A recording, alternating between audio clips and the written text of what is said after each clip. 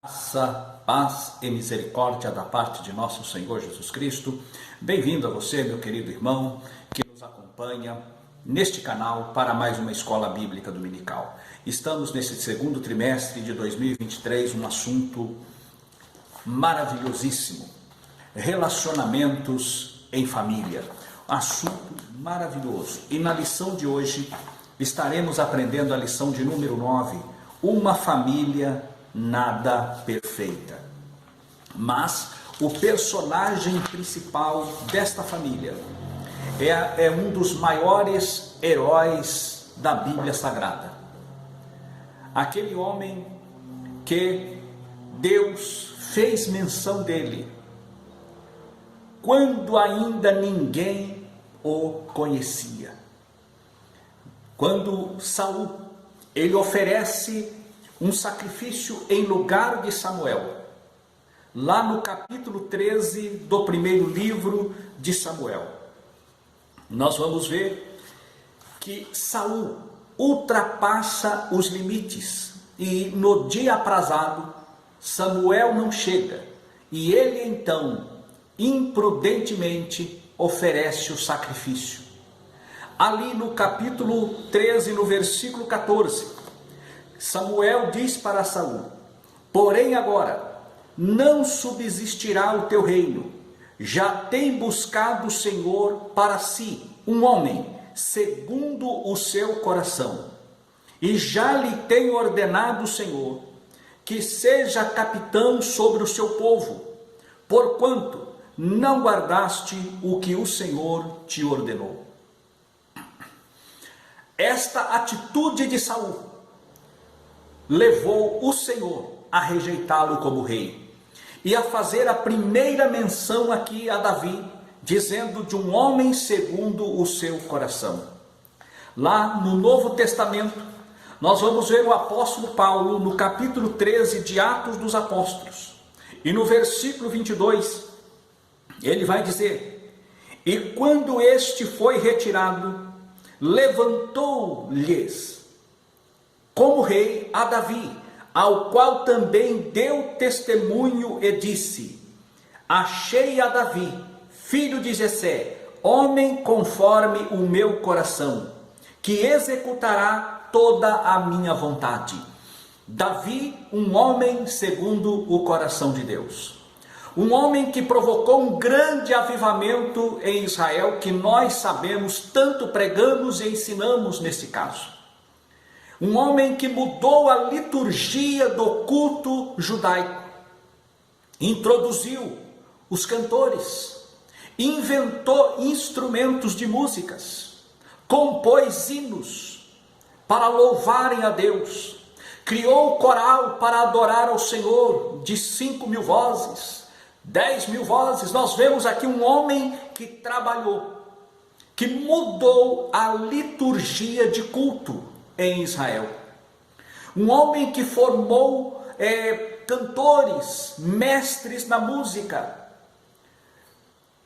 como nós vemos aqui Jedutum, Asaf, Onã, homens que foram os responsáveis pela musicalidade na liturgia do culto judaico.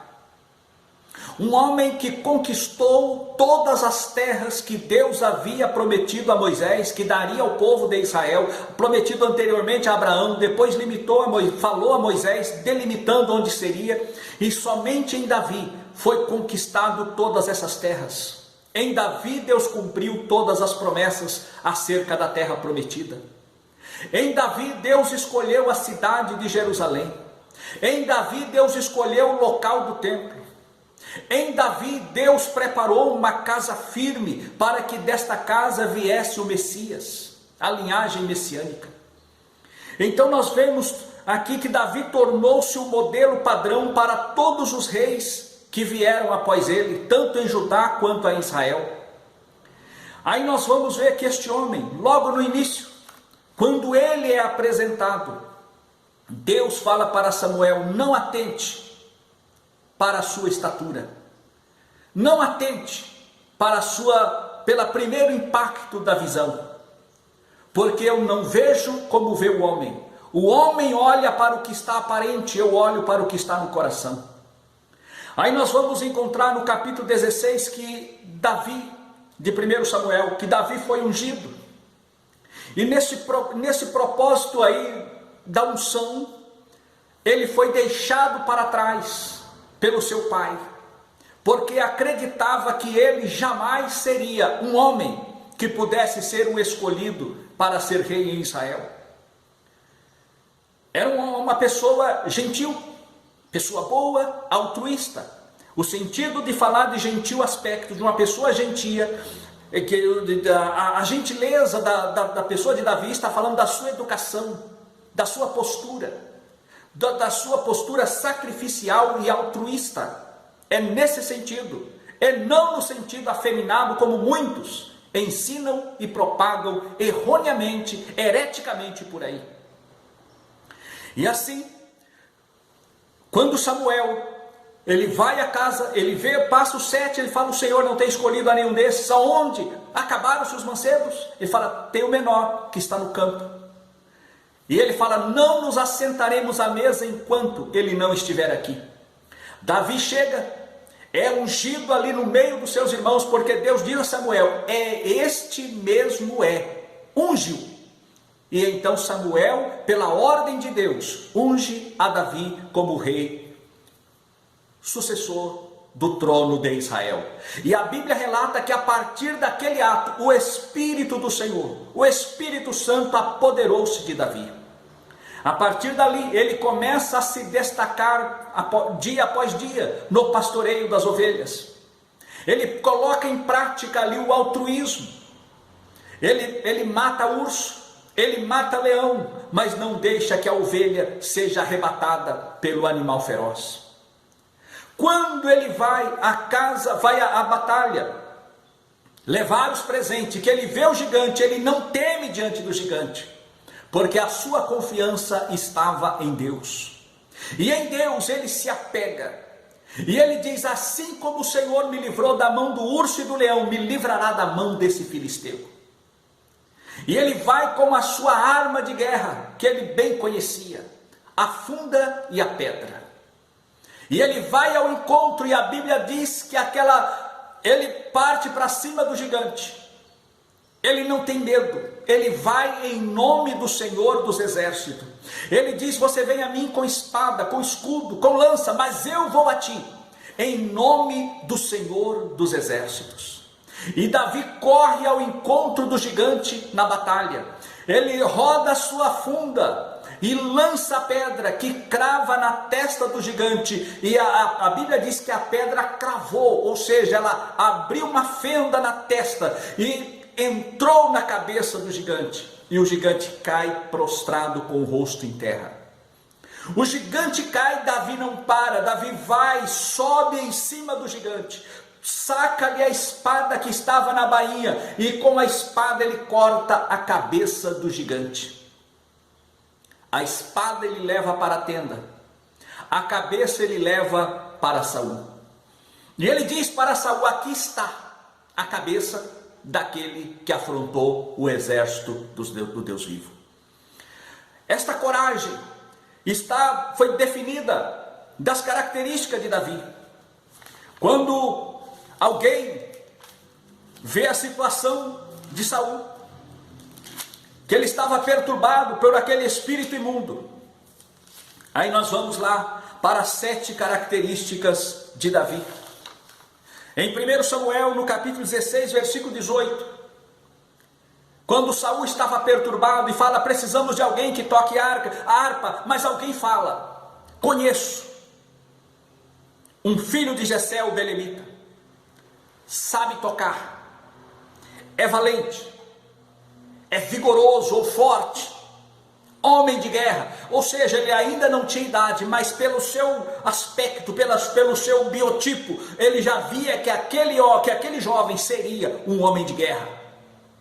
É prudente em palavra, ou seja, sisudo em palavras. Ele não jogava a conversa fora, apesar da pouca idade, as suas palavras eram firmes, segurança. Não conversava de maneira frívola, mas uma palavra firme. Gentil presença, ele era altruísta, pessoa gentil, educada, pessoa que sabia conversar, não era arrogante, não era estúpida, não era mal educada, era uma pessoa fina, uma pessoa educada, uma pessoa que falava com firmeza e também com gentileza, agradável no tratamento. E vem a última qualidade, que é a principal de todas: o Senhor é com ele. E neste ponto, Davi, ele enfrenta o gigante porque tinha uma promessa. Saul havia dito: olha, aquele que matar o gigante vai casar com a minha filha. E logo de cara Saul adota Davi, coloca Davi como chefe de 1000, e ele vai no exército batalhando, e ele promete então que daria Merabe para Davi. Mas ao tempo de dar Merabe a Davi, ele dá Merabe para outro. Aí ele fica sabendo que a sua filha menor, Mical, amava Davi. E então ele oferece Mical a Davi. E pede 100 prepúcios de filisteu, porque ele já estava enciumado com Davi. Ele já havia percebido que Deus era na vida de Davi. E então Davi mata 200 e traz os 200 prepúcios. E ele então se casa com Mical. Nós temos a vida de Davi dividida em 7 fases. Eu costumo dividir em 7 fases. A primeira é a infância na casa paterna. E essa infância na casa paterna, o anonimato, ele é encerrado, essa fase iniciada, outra com a unção de Samuel na vida dele. Começa a segunda fase. Nessa segunda fase ele toca para Saul. Nesta segunda fase ele mata o urso, ele mata o leão. E termina essa segunda fase quando ele mata Golias. É o fechamento da sua segunda fase da sua vida, quando ele é apresentado ao mundo. Ele é apresentado à família como aquele que guardião das ovelhas. Ele é apresentado à nação de Israel como guardião do seu povo, quando ele mata o gigante. E essa terceira fase, vem a fase do casamento. Vem a fase que ele começa ali então a se destacar no reinado, destacar como homem de guerra. Davi não perdia a batalha, Davi não perdia a guerra, conduzia-se prudentemente, ele não perdeu a prudência. O ter a filha do rei como sua esposa não fez dele um homem arrogante, prepotente. Não, agora eu sou o genro, agora eu sou o genro do chefe, eu sou o genro do rei, eu vou fazer. Não, Davi continuou na mesma prudência. Sisudo em palavras, em atitudes. Ele continuou firme até que veio a perseguição. E assim, esta quarta fase da vida de Davi termina com a sua fuga, quando Saul procura matá-lo, e que Mical ajuda ele a fugir, e ele foge. Mical não acompanhou Davi na sua fuga, ficou na casa do pai. E agora começa então a quarta fase. Essa quarta fase, ele come pão junto com o sacerdote lá em Nob. E dali ele parte então para a sua fuga. Ele vai para a caverna de Adulão, vai para o deserto, vai para o reino de Gate, fica ali ausentado em Gate. E a quinta fase começa com a morte de Saul. Saul morre, começa então a quinta fase na vida de Davi, que foi o cumprimento das promessas de Deus na sua vida. E esta quinta fase ele vai para Judá e começa a reinar em Judá, e ali em Judá, em Hebrom, ele reina por 7 anos. Ele reina por 7 anos em Hebrom. E agora, e nesta fase das promessas, vem a sexta fase da vida de Davi, que é o fracasso e restauração. O fracasso de Davi começa com o adultério, que é o tema principal da nossa lição no dia de hoje. Ele começa então a sexta fase, que é o adultério, e termina com a restauração, quando Deus permite toda aquela tribulação na vida de Davi, que é o assunto-chave da nossa lição. Aí vem o fechamento, que é a última fase da vida de Davi, quando ele então prepara o seu reino, prepara Salomão para que assume o trono em seu lugar. O triunfo de um líder. Assim nós vemos essas 7 fases da vida de Davi. Agora, para voltarmos aqui ao assunto da nossa lição, Davi e a sua família. O tópico 2 vai falar os parentes da casa de Davi e, por fim, os problemas morais na família de Davi. Neste ponto, nós podemos entender que Davi, ele não teve uma vida fácil. Davi não teve uma vida fácil. Muitos dizem que Davi, alguns teólogos da maldade, alguns teólogos da heresia, dizem que Davi era filho adulterino. Isso é uma mentira de Satanás para desconstruir o que Deus fez na vida de Davi. Isso aí é um fato de quem não conhece a palavra de Deus e nem o Deus da palavra. Se ele tivesse sido filho adulterino, Deus não teria sido oculto no texto sagrado, assim como não foi Jefté, assim como não foi o adultério e o assassinato de Davi. A Bíblia teria exposto. Se a Bíblia não falou, então não queira os mensageiros das trevas trazer o que não existe para a palavra. Davi não era filho adulterino. E outros dizem, porque quando ele vai despedir de Jonatas, vai dizer, Jonatas, ou quando Jonatas morre, né? O teu amor me é mais agradável do que o amor das mulheres. Isso não está dizendo que Davi era homossexual, de maneira nenhuma. De maneira nenhuma. A Bíblia diz lá em Provérbios, diz assim, na angústia nasce o amigo, e há amigo que é mais chegado que o irmão. Jonatas se apegou a Davi, porque Jonatas era um homem de Deus, e viu que Deus era com Davi, e que Davi era o escolhido de Deus para reinar no lugar do seu pai. Ele diz, tu serás rei em Israel, e eu serei o segundo contigo. E agora, qual era então o problema de Davi? Primeiramente, ele não casou com Mical por amor. Não casou por amor. Tinha um interesse, sim, em isentar a sua família dos impostos, e ele também agora teria alguma riqueza, mas o fato principal não era a riqueza, mas era sim o benefício para o altruísmo, a visão altruísta de Davi, para a própria família, na verdade. Estaria isenta de todos os impostos, aquele que casasse com a filha do rei. Aí o dote, não, é prepúcio de filisteu, ele vai e mata os filisteus, pronto, era aquilo que Davi fazia. Mical amava Davi, mas a Bíblia não relata o amor de Davi nem para Merabe, nem para com Mical. A Bíblia faz silêncio. Aí nós vamos ver que Davi, ele toma para si uma mulher, ele toma para si, na verdade, várias mulheres, né? Davi toma para si várias mulheres. A primeira delas foi Ainoã, Jezreelita, de quem ela tem o filho Anon. Depois nós vamos encontrar dos filhos que nasceram em Hebron, nós vamos ter Quileabe, que foi filho, ou também chamado noutra passagem por Daniel, filho de Abigail, que foi viúva de Nabal. Nós vamos encontrar também Absalão, que foi filho da princesa Maaque, da princesa Maaca de Gesur, filha do rei Gesur. Então agora nós vamos ver aqui, né, já era a terceira mulher de Davi. Depois ele tem uma quarta mulher, Agite, de quem ele teve Adonias. Depois Abital, de quem ele teve Cefatias. E depois Eglá, de quem ele teve Itreão. Nós encontramos aqui 6 filhos com 6 mulheres diferentes.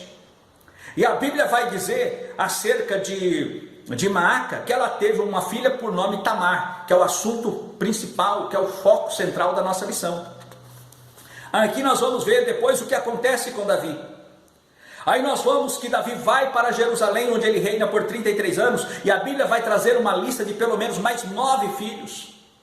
Ao todo, Davi teve aí, pelo menos registrado, em torno de 19 filhos. Mas nem todos a Bíblia traz o nome das suas mães. Mas o que nós vamos encontrar é que Davi, ele tem os filhos Ibá, Elisua, Elifelete, Neguef, Jáfia, Nogá, Elisama, Eliada, Eupalete. Ele vai ter esses 9 filhos que a Bíblia retrata. Mas ele tem um problema. No momento do seu fracasso, ele olha e cobiça a Betseba. E a única mulher que nós vamos encontrar na Bíblia, Davi, com afeto e com achego e com carinho e com consolo, é para Betseba, justamente aquela que foi do adultério. E nós não vamos encontrar na Bíblia uma outra mulher com quem Davi tenha tido 5 filhos, a não ser com Betseba. O primeiro foi morto, depois teve mais 4 filhos com Betseba. As outras foi um filho, e também nós vamos encontrar Maaca, né, que teve Absalão, e também Tamar. Se houve outros filhos, que é possível que tenha havido outros filhos, mas a Bíblia não relata as suas mães. Mas certamente nenhuma delas teve tantos filhos com Davi como Betseba. Tanto é que a Bíblia relata isso. A Bíblia retrata. E nós vamos ver que os filhos de Davi com Betseba, né? Ele teve Salomão e teve também Natã. Natã também foi filho de Betseba. E aí nós vamos encontrar na linhagem messiânica que por Salomão veio José, marido de Maria.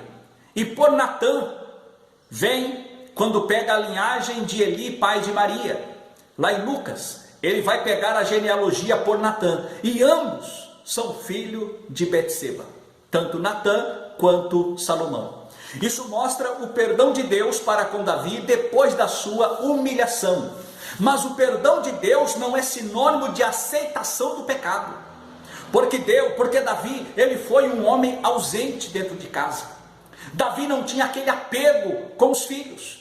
Nós vimos na lição passada do pai permissivo. O pai ama, mas não pode, o seu amor não pode ser a tal ponto de não corrigir o filho, de não dar o exemplo como filho. E nós vamos ver que Davi, nessa questão de família, Davi ele comete o adultério, ele comete a poligamia, teve várias mulheres. Não foi isso que Deus ensinou, não foi isso. Aí nós vamos ver que por conta disso Deus falou que traria o juízo na casa dele. E o juízo quem foi? Veio por o incesto dentro da própria casa. Quando Anom, que é ausente, não tinha, mostra um pai ausente, e aparece quem? O conselheiro da maldade, Jonadab, o conselheiro do mal. Porque se o pai não assume a posição de pai como conselheiro do filho, pode ter certeza que Satanás vai preparar o conselheiro da maldade para trazer a desgraça, para ser o canal da desgraça dentro de casa. E esse Jonadab, ele prepara todo a arapuca, o engano para Tamar. Tamar foi uma vítima,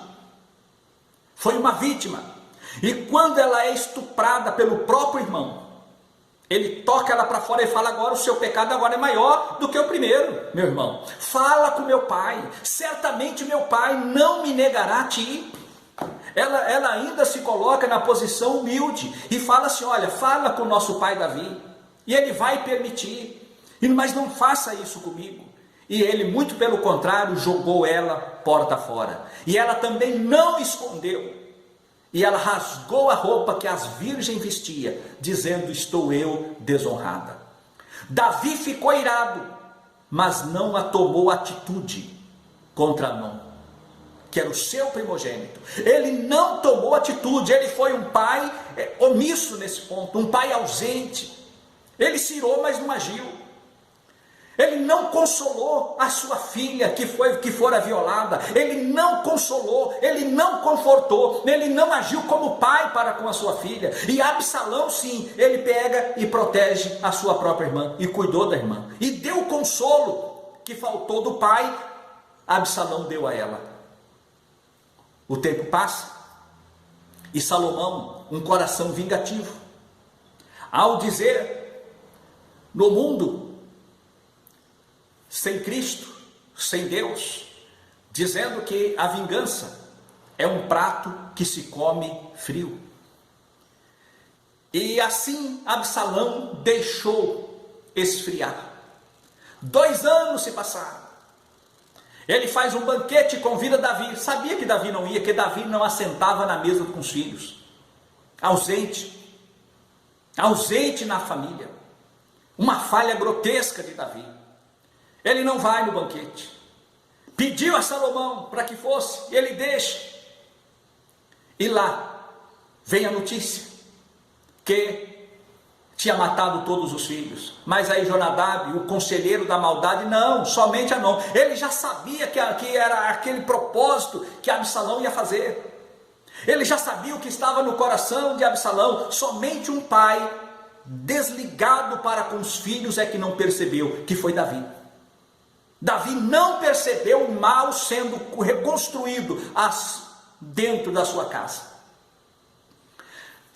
Absalão foge e ele vai embora, mas aí ele é trazido de volta. Há uma intercessão, ele traz, só que passa 2 anos e Absalão não vê a cara de Davi. 2 anos.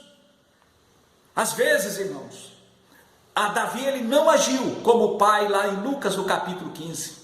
Quando o filho voltou, pai, já não sou digno de ser chamado teu filho. Trata-me apenas como um dos seus jornaleiros. O pai não questionou o filho, não contraditou o filho, não explicou o filho a situação, mas ele abraçou o filho arrependido. E essa atitude de Davi fez com que nascesse no coração de Absalão a revolta. Até porque ele era filho, ele era neto de rei, filho de rei, neto de rei.